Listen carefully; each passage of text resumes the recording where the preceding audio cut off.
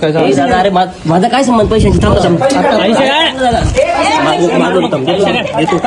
देतो दादा, देतो. पैसे काढ, देऊ नको. थांब, पैसे काढ.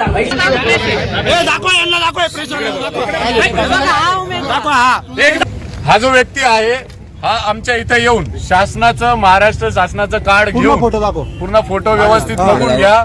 आणि हा व्यक्ती इथे पैसे वाटप करत असताना आमच्या कार्यकर्त्यांनी याला पावत्या सगट पकडलेला आहे. पैसे पण आणि याचे फोन चेक केले असता याच्या फोन मध्ये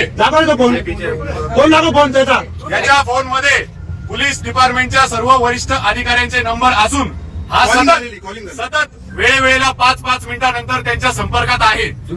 आणि बीजेपीचे जेवढे पण उमेदवार आहे आपल्या प्रभागातील त्या सर्वांशी याची रोजची कॉन्टॅक्ट आहे, रात्रीची कॉन्टॅक्ट आहे, दिवसाची कॉन्टॅक्ट आहे. तुम्ही जो पैसे वाटप करण्याचा आरोप लावताय तुमच्या निदर्शनात आलेले आम्ही धरलेला आहे. आमच्याकडे व्हिडिओ आहे, आमच्याकडे फुटेज आहे. यांनी खिशातनं आणि हा इथला स्थानिक नसून हा धुळ्याचा आहे. हा धुळ्यावरनं आलेला आहे. महाराष्ट्र शासनाचं कार्ड घेऊन पैसे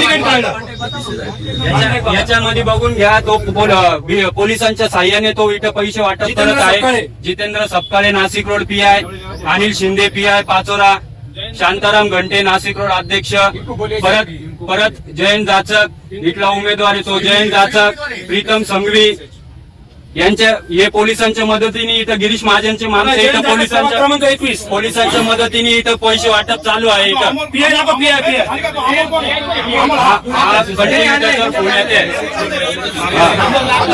काय नाव आहे?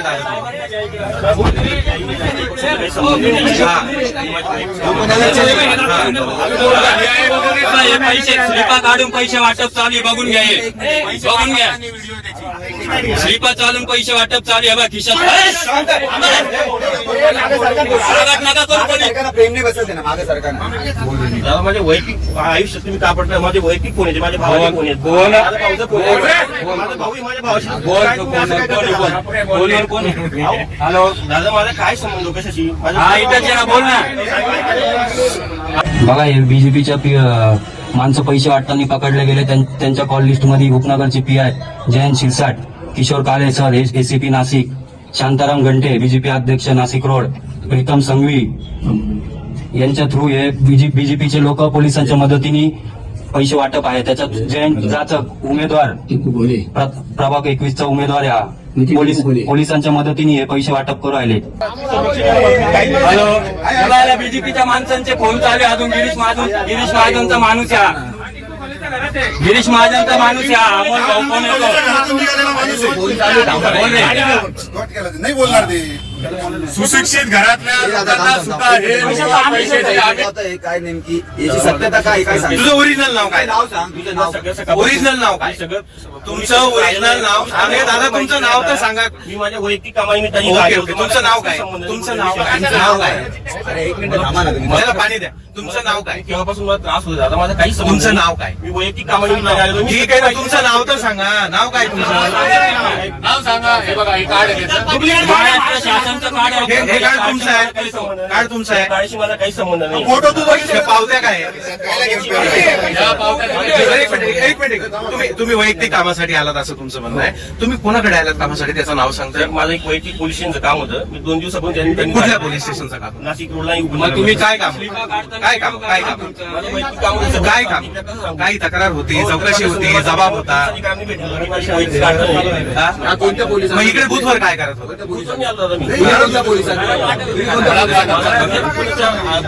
सामान्य नागरिकाच्या घरात वाटप करत होते. स्लिपा पण होत्या. काढलं पैसे बोल रे तुला वैयक्तिक आहे ना. बोल रे पैसे देऊ. माझं खरंच मला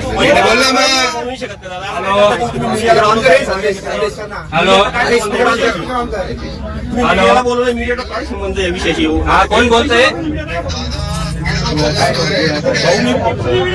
त्याची चौकशी होईल का? प्रकरणाची चौकशी होईल का? भिसे सर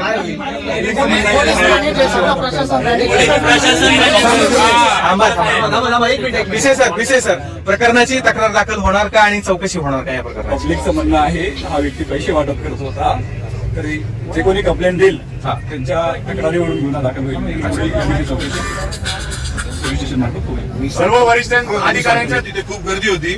मी 112ला फोन करून त्याची तक्रार देखील दिली. माझ्याकडे ते मेसेजेस आहे, कोणते साहेब असाईन केले ते सगळं माझ्याकडे डिटेल आहे. आणि मागच्या 2 दिवसापासून जोरात त्या घरातून वाटप चालू आहे. आणि या माणसाला तिथूनच जाताना बघितलं आणि आमच्या मुलांनी त्याचा पिछा करत इथपर्यंत आले आणि मग तिथे याचे सगळे कारनामे उघडकीस आले.